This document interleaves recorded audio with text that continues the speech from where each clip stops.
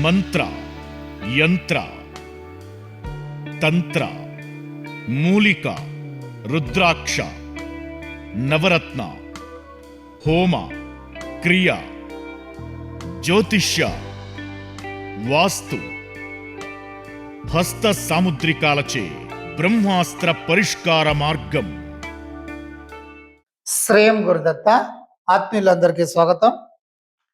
గురుగారు, మా అమ్మాయి లేదా అబ్బాయి, ఇలా మా అమ్మాయి ఒక వేరే కులం అతన్ని ప్రేమించింది.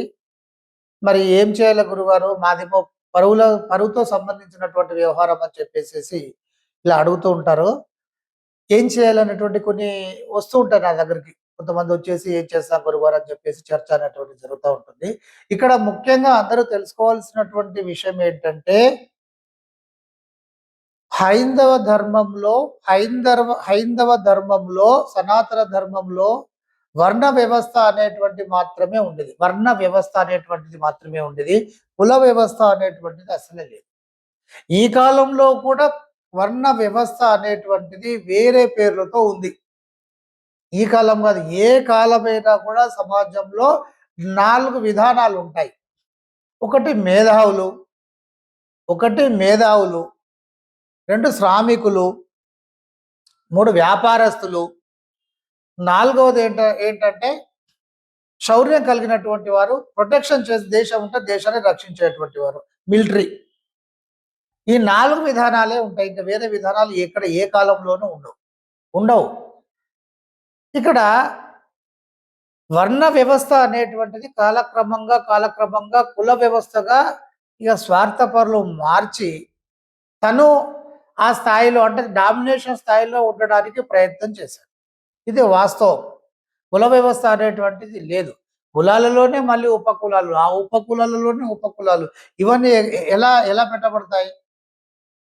తర్వాత చాలా స్పష్టంగా సనాతన ధర్మంలో చెప్పినటువంటి విధానం ఏమిటంటే, పుట్టినటువంటి ఏ వ్యక్తి అయినా సరే జ్ఞానపరంగా ఏది ఉండదు.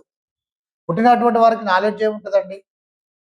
పెరిగేటువంటి క్రమంలో వారు ఏ నాలెడ్జ్ని పట్టుకొని, ఏ ఫీల్డ్ మీద ఇంట్రెస్ట్ పెట్టుకొని ఆ ఫీల్డ్ వైపు వెళ్ళినప్పుడు అతడు ఆ వర్ణ వ్యవస్థగా పిలువబడతాడు. కానీ కుల వ్యవస్థ అనేటువంటిది ఉండదు. ఇప్పుడు ఒక పిల్లవాడు ఉన్నాడు, ఒక బ్రాహ్మణ పిల్లవాడు ఉన్నాడు. పుట్టినప్పుడు ఏం తెలియదు కదా. తర్వాత అతను ఈ వ్యాపారం మీద దృష్టి పెట్టి బాగా సంపాదించేటువంటి వాటి వైపు వెళ్ళాడు అనుకోండి, అతన్ని ఏమంటాం మనము? వ్యాపారుడు అంటాం. బ్రాహ్మణత్వం ఎక్కడ ఉంటుంది అక్కడ? అంటే మేధావి ఆ వర్గం వేరు. సైంటిస్టులు అంతా కూడా మేధావి వర్గం కిందకి వస్తారు. సైంటిస్టులు మాత్రమే మేధావి అంటే వారు. లేదంటే ఏదైనా ఒక ఫీల్డ్లో ఒక అత్యున్నతమైనటువంటి స్థాయి యొక్క నాలెడ్జ్ని ప్రదర్శన కనుక ఉన్నట్టయితే, అది వాస్తవికతతో కూడినట్టయితే అతను మేధావి అని మనం అనవచ్చు. అంటే పుట్టినటువంటి పిల్లవాడు ఒక మామూలు శ్రామికుని యొక్క కొడుకు, ఏదైనా ఒక మామూలు పని చేసుకునేటువంటి వాడి కొడుకు, అతని యొక్క కొడుకు బాగా చదువుకొని ఐఏఎస్ సీటు సంపాదించట్లేదా? అంటే అప్పుడు ఏమవుతున్నాడు అతను? ఒక మేధావర్గం కిందకి వెళ్ళిపోతున్నాడా లేదా?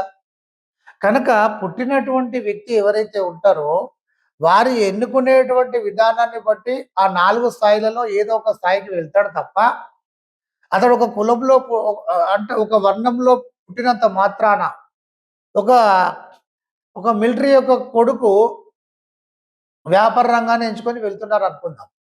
అతడు వ్యాపారి అవుతాడు కానీ మిలిటరీ కాదు కదా. ఇక్కడ దురదృష్టవశాత్తు కొంతమంది స్వార్థపరులు పెట్టినటువంటి విధానం వల్ల ఈ కుల వ్యవస్థ అనేటువంటిది అది పెరిగి పెరిగి పెరిగి విపరీతంగా అయిపోయింది. దీనికి తోడు ఎప్పుడైతే ఈ బ్రిటిషర్స్ మన ఇండియాలోకి ఎంటర్ అయిపోయారో, మెల్లమెల్లగా దేశాన్ని ఆక్యుపై చేసుకునేటువంటి సమయంలో ఒకరికొకరు డివైడ్ చేసేసుకుంటూ ఈ వైషమ్యాలను మరింత పెంచుకుంటూ ముందుకు వెళ్ళేసి వాళ్ళు దేశాన్ని మొత్తాన్ని ఆక్రమించుకోవడము, తద్వారా ఇది మరింత పెరగడం అనేటువంటిది జరిగింది. ఇదంతా మీరు గుర్తుపెట్టుకోవాల్సినటువంటి విషయం. ఇక మన సనాతన ధర్మంలో అద్వైత సిద్ధాంతం అనేటువంటిది ఒకటి ఉంటుంది. ఆది శంకరాచార్యుల వారు దీన్ని విపరీతమైనటువంటి ప్రాచుర్యంలోకి తీసుకురావడం జరిగింది.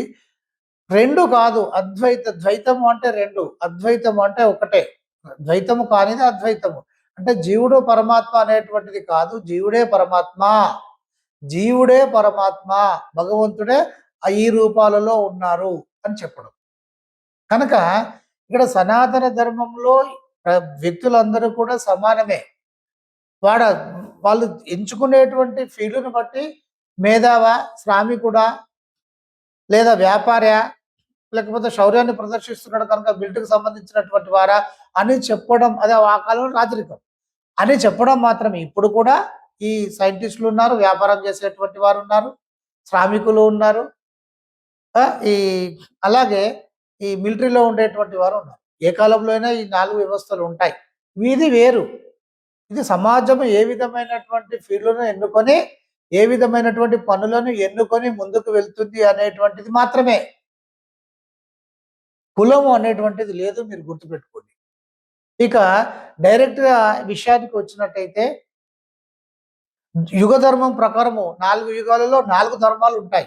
ఈ యుగ ధర్మం ప్రకారం ఈ కలియుగంలో 3 పాళ్ళు అధర్మంగా, అంటే వారి యొక్క ఆలోచన విధానం ప్రకారం వారికి ఏది ఇష్టమైతే ఆ ఇష్టాన్ని, ఇది మంచిదా చెడుదా అని చూడకుండా వెళ్ళేటువంటి విధానం ఉంటుంది.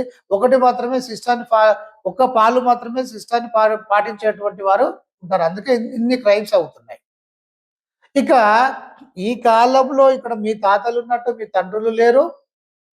మీ తండ్రులు ఉన్నట్టు మీరు లేరు. మీరు ఉన్నట్టు మీ పిల్లలు ఉండరు. ఇప్పుడు ఉండేటువంటి వారికి నాలెడ్జ్ ఉంటుంది, చదువుకుంటున్నారు. సొసైటీని గమనించేటువంటి విధానము ఉంటుంది. మనకన్నా ఎక్కువగా ఉంటుంది. టెక్నాలజీ ఉంటుంది. కనుక వారి ఇష్ట ప్రకారం వారిని వెల్లుమరడమే మంచిది. సరే, మనం ఏదో ఇష్టం లేనటువంటి అమ్మాయిని తీసుకొచ్చి, అబ్బాయిని తీసుకొచ్చి పెళ్లి చేసినప్పుడు, పిల్లల సంతోషం కోసమే మనం పెళ్లి చేస్తున్నప్పుడు, మనకి ఇష్టం లేనటువంటి వారిని తీసుకొచ్చి అంతకంటే జీవితాంతం ఉండండిరా బిడ్డ అని చెప్పేసి మనం ఎలా అంటాము? ఒక రకంగా ఇది మనం ఆత్మవంచన చేసుకున్నట్టే. కనుక మీరు అదంతా ఏమి ఆలోచన చేయొద్దు. ఎస్సీనా, ఎస్టీనా, బీసీ మనం పుట్టించుకునే అని చెప్తున్నాం కదా! ఇదంతా కాదు. వ్యక్తి మంచోడా కాదా? మంచోడు కాదని మీ ఎంక్వైరీలో తేలితే చెప్పండి, అమ్మాయో, అబ్బాయో ఇలా కాదురా బిడ్డ అది అని. లేదు వాళ్ళనే చేసుకుంటామంటే శుభ్రంగా చేసేయండి. మీకు మనస్కరించకపోతే సరే బిడ్డ, మీరు ఎలాగో మీ పనులు మీరు చేసుకుంటూ బ్రతకండి బిడ్డ. మీరు రిజిస్ట్రేషన్ ఆఫీస్‌కి వెళ్ళో ఎక్కడో మీరు చేసేసుకోండి. మీరు హ్యాపీగా ఉండేటువంటి ప్రయత్నం చేయండి అని అది దీవించి పంపించేసేయండి. సింపుల్. ఇప్పుడు నా విషయంలో కూడా గురుగారు చెప్పడమే కాదు, చేయడం కూడా అంతే. నాకు 2 మగ పిల్లలు ఉన్నారు బేట. నేను క్లియర్‌గా చెప్పేసాను వాళ్ళకి. మీ ఇష్టం నాని. మీకు ఇష్టపడితే చేసేస్తాను. లేదంటే నన్ను చూడమంటే నేను చూస్తాను. అది మీ మీ లెక్క ప్రకారం మీరు వెళ్ళండి. కాకపోతే మంచి చెడు అనే ఆలోచన చేసుకుంటూ మీరు వెళ్ళాలని చెప్తాను. కనుక కుల వ్యవస్థ రూపుమాపడము అనేటువంటిది సనాతన ధర్మానికి చాలా మంచిది. ఇప్పుడు ఒక యూట్యూబ్‌లలో ఒక పరాశ్రీ అని వస్తున్నారు. ఒక గురుగారు. అనాల్సిందే గురుగారని. అతను పుట్టినటువంటి వ్యవస్థ ఇక్కడ తానే చెప్తా ఉంటాడు. నేను ఎస్సీ కులం. కులము కాదిక్కడ. ఆయన జ్ఞానాన్ని పట్టుకున్నాడు. అద్న విద్యను పట్టుకున్నాడు.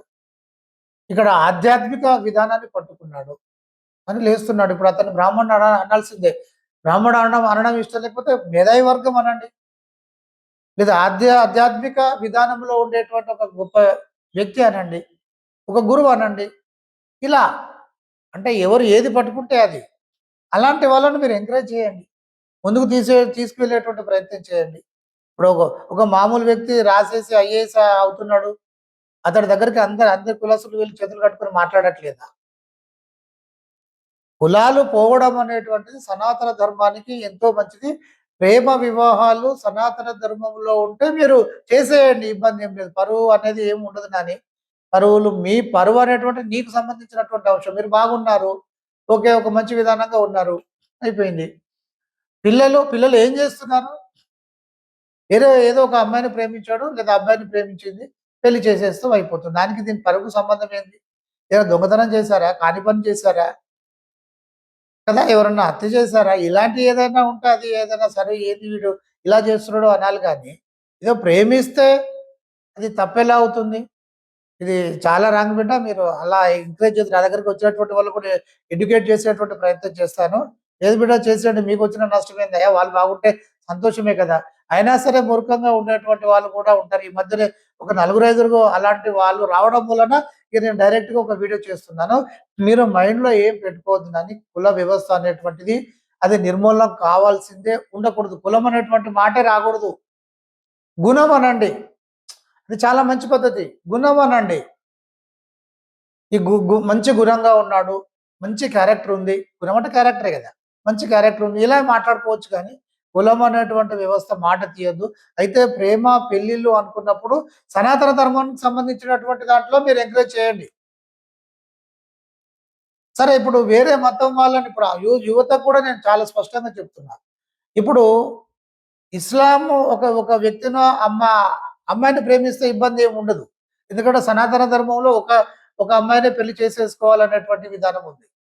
అక్కడ ఒక అమ్మాయి ఇస్లాంలోకి అయితే నలుగురు చేసుకోవచ్చు, ఏడుగురును అని చెప్పేసి కూడా ఉన్నది అని అంటూ ఉంటారు. సరే, నలుగురినైతే చేసుకోవచ్చు. తలాక్ అంటే క్లియర్ అయిపోతుంది. మరి అలాంటి వ్యవస్థలో ఒక అబ్బాయి ఒక అమ్మాయిని ప్రేమించాడు. ఈ అమ్మాయి అక్కడికి వెళ్ళిందంటే అతనికి ఇంకో ముగ్గురిని పెళ్లి చేసుకునేటువంటి అవకాశం ఉంటుంది. పైగా విధానం అంతా కూడా మార్పులు. ఇక లవ్ జిహాదులని ఇలాంటివి ఎన్నో వస్తున్నాయని చెప్పేసేసి మనము వీడియోలలో వాస్తవంగా కూడా జరుగుతున్నాయి. మనం చూస్తున్నాం. ఇక ఏ మతమైనా కూడా మిమ్మల్ని రికగ్నిషన్ చేయకుండా మీరు మా మతంలోకి వచ్చారు కదా! మీ తల్లిదండ్రులను మార్చండి, వాళ్ళ తల్లిదండ్రులను మార్చండి, మార్చుకుంటూ రండి. మొత్తం వ్యవస్థ అంతా ఇటే ఉండాలి. మీ తల్లిదండ్రులకు చనిపోతే మీరు వెళ్ళకూడదు. ఇక ఇలాంటి అనుకున్నప్పుడు ఎవరు అంటరితనాన్ని చూపిస్తున్నారు? మనమా వాళ్ళా? మనం సరే, సనాతన ధర్మంలో ఒక చాలా దరిద్రమైనటువంటి వ్యవహారము. ఇక అంతకంటే పదాలు వాడడానికి కూడా వీల్లేదు. లేవు అసలు. దరిద్రమైనటువంటి విధానము, నీచమైనటువంటి విధానం కుల వ్యవస్థ. ఇది రూపం మాపాలి.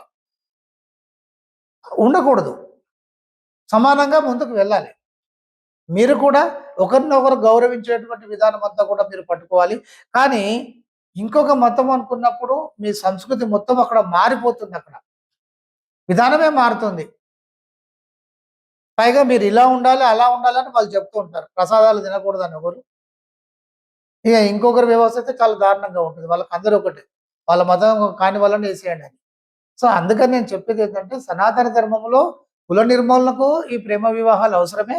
అది పక్కన పెట్టినట్టయితే అది వ్యక్తిగతమైనటువంటి అంశం కనుక మీరు 4 అక్షింతలు వేసేటువంటి ప్రయత్నమే చేయండి. అక్షింతలు వేసేటువంటి ప్రయత్నమే చేయండి తప్ప వాళ్ళని ఇబ్బంది పెట్టేటువంటి ప్రయత్నం చేయకండి. అది మంచి పరిణామం. అందరికీ బ్లెస్సింగ్స్.